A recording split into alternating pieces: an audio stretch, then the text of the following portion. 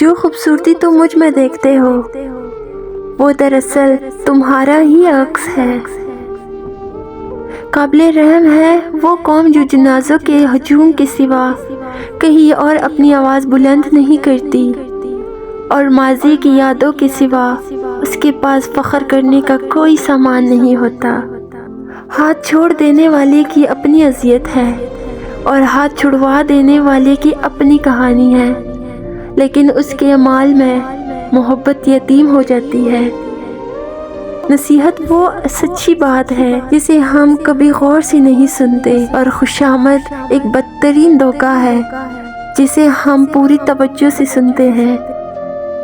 عقل کا غلط فیصلہ بھی جذبات کے صحیح فیصلے سے بہتر ہوتا ہے۔ زندگی میں اس سے زیادہ دشوار کوئی بات نہیں کہ اپنی ذات سے کہا جائے تم شکست کھا چکے ہو۔